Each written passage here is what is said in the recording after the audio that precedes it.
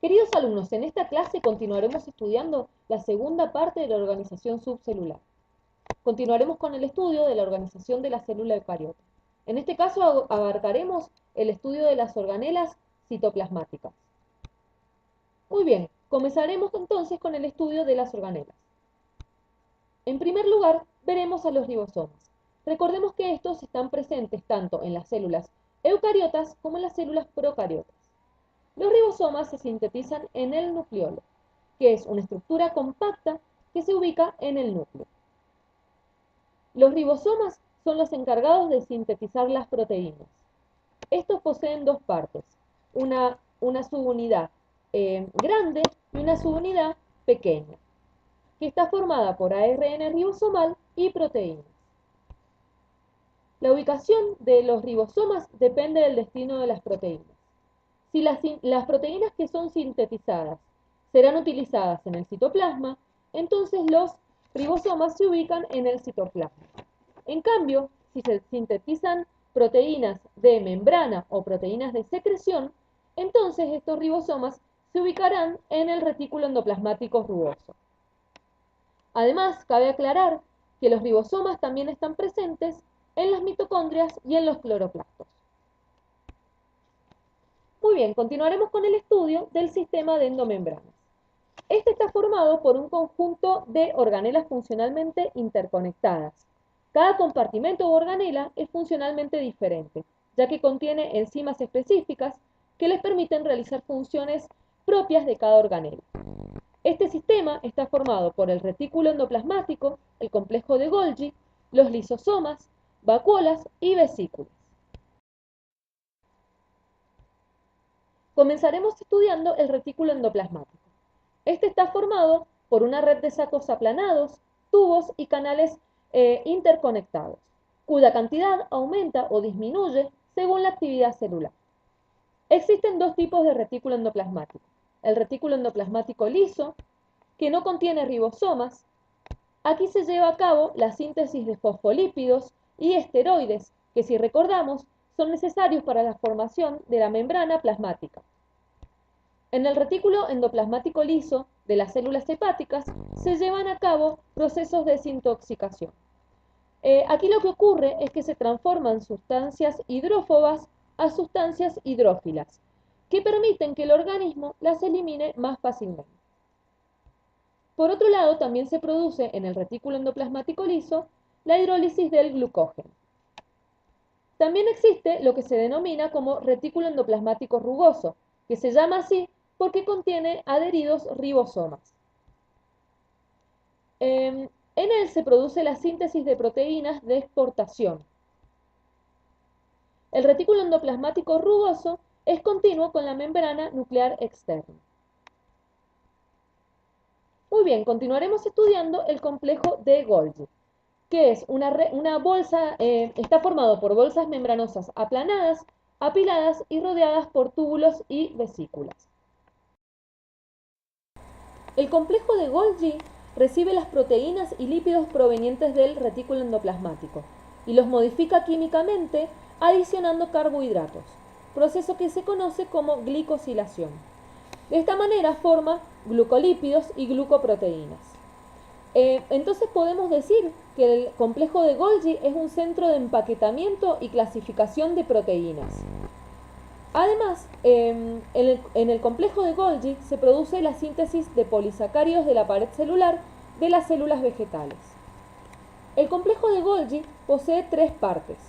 La red cis o cara cis de entrada desde el retículo endoplasmático, una cisterna central y la red trans o cara trans de salida, en donde podemos decir que las proteínas que son sintetizadas desde el retículo endoplasmático pasan a la cara cis, luego continúan por la cara trans y salen por continúan por la cisterna central y salen por la cara trans, en donde se dirigen a partir de ahí a otros compartimentos del sistema endosomal.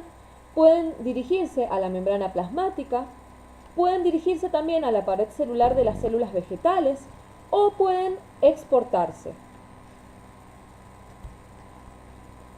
Muy bien, ahora seguiremos estudiando a los lisosomas. Los lisosomas son vesículas formadas a partir del complejo de Golgi. Recordemos que únicamente están presentes en las células animales. En su interior se produce la degradación de las principales macromoléculas como proteínas, polisacáridos, ácidos nucleicos y lípidos. Los lisosomas contienen enzimas hidrolíticas que son activas a pH ácido, produciéndose la degradación de las macromoléculas mencionadas. Este pH ácido dentro de los lisosomas es mantenido porque estos poseen las bombas de protones, que justamente lo que hacen es bombear protones al interior del lisosoma. La integridad de las membranas, de la membrana del lisosoma es mantenida por la presencia de proteínas que son glucosiladas y que le brindan protección. Muy bien, continuaremos estudiando a las vacuolas. Las vacuolas son vesículas grandes en plantas y hongos y son pequeñas en los animales. La membrana de las vacuolas se llama tonoplasto. Las vacuolas mantienen la turgencia en las células vegetales. Además, en estas se produce el almacenamiento de nutrientes y productos de desecho.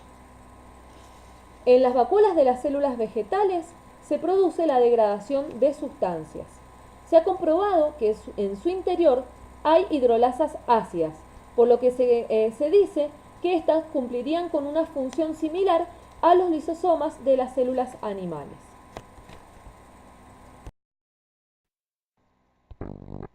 Seguidamente estudiaremos los peroxisomas. Estas vesículas no se consideran parte del sistema de endomembranas, porque no provienen del aparato de Golgi. Estos poseen una membrana simple y es uno de los principales sitios de utilización del oxígeno junto con las mitocondrias. En ellos se produce la degradación de ciertas sustancias como los ácidos grasos y de sustancias tóxicas como por ejemplo el etanol. Poseen enzimas oxidativas como las oxidasas y también poseen enzimas catalasas.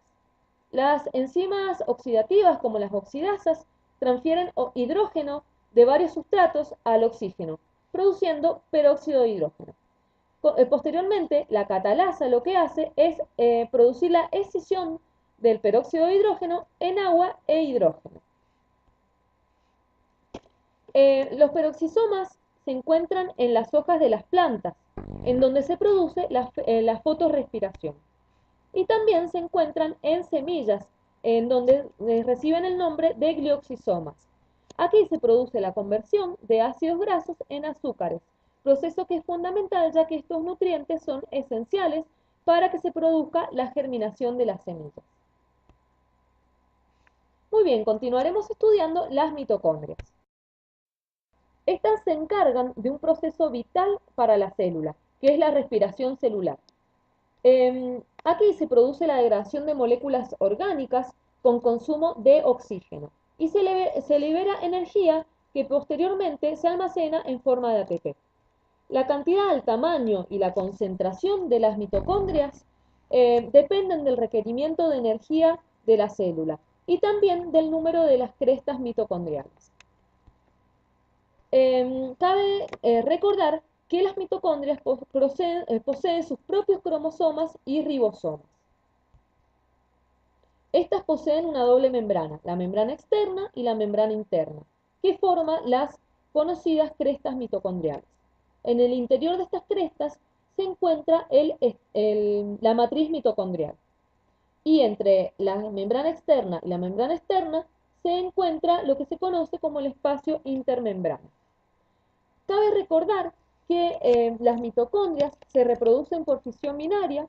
También, bueno, dijimos recién que poseen un ADN circular, o sea, un cromosoma propio, y que poseen ribosomas que son similares a los procariontes, lo cual constituye una evidencia para la teoría endosimbiótica, que explica el origen de las organelas actuales, es decir, de los cloroplastos y de las mitocondrias.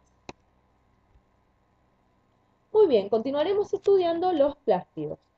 Estos plástidos se encuentran presentes únicamente en las algas y las plantas. Poseen doble membrana, tienen cromosomas y ribosomas propios, al igual que en el caso de los cloroplastos, al igual que en las mitocondrias. Y existen distintos tipos de plásmidos, como por ejemplo los leucoplastos, que se especializan en el almacenamiento de almidón, los cromoplastos, que almacenan pigmentos como por ejemplo los carotenoides, y los cloroplastos, que almacenan el pigmento clorofila y que es el responsable de que las células vegetales puedan realizar fotosíntesis. Muy bien, profundizaremos el estudio del cloroplasto. Este está formado por tres membranas: la membrana externa, una membrana interna y la membrana tilacoides, que se apila formando lo que se conoce como granos. En la tilacoides se encuentra el pigmento fotosintético clorofila. Aquí la energía lumínica se convierte en ATP. Luego, en el estroma, el ATP, que es, digamos, es el líquido que se encuentra rodeando los tilacoides, el ATP convierte el dióxido de carbono en glucosa, lo cual es el nutriente que utilizan las plantas. A partir de esto podemos decir que los cloroplastos son organelas de vital importancia en las células vegetales, ya que dijimos que en ellos se lleva a cabo la fotosíntesis, que es un proceso fundamental para que la célula vegetal, pueda mantener a las plantas y que las plantas puedan crecer.